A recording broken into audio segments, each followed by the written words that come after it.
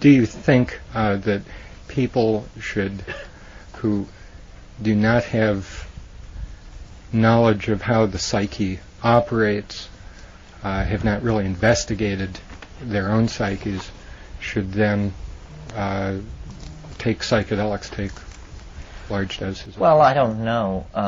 Certainly, I don't think psychotherapy is a precondition to taking psychedelics. I mean, psychotherapy is, probably the kindest thing you can say about it is that it's a scam. Certainly, a person should be sophisticated about the dynamics of psyche. And I would, if Ralph's prescription to have clear intention is followed, I don't think a person would arrive at the brink of a psychedelic experience. If you needed psychotherapy instead. If they didn't have a healthy interest in the dynamics of the psyche. Most psychotherapy, as it's currently practiced, is, I think, just... well, as I said at the Albert Hoffman thing, psychotherapy without psychedelics is pissing into the wind and has done a lot more harm than good. What is clear about psychotherapy is that its efficacy depends entirely on the psychotherapist. Freudians, Jungians, Reichians, and what have youites all get the same results, which are 1/3 get better, 1/3 get worse, 1/3 stay the same. So clearly method is useless in psychotherapy. It's something about a bonding between two people to sensibly discuss hang-ups.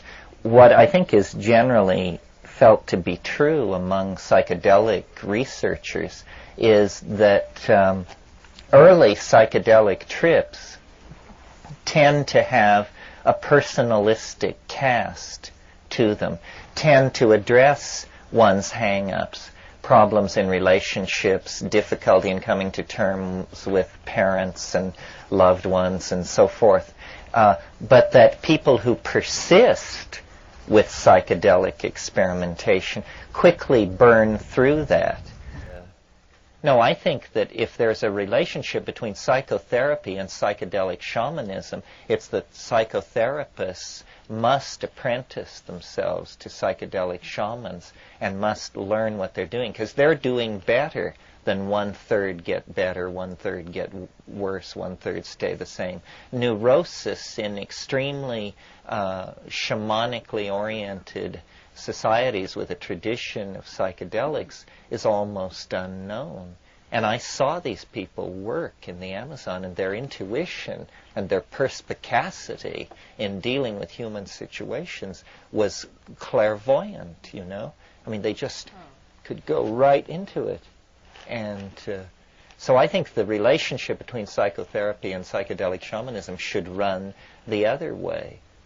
To my mind, and I've made this metaphor many times, but it gives the right feeling to it, psychedelics are to the study of consciousness what the telescope in the 16th century was to the science of astronomy.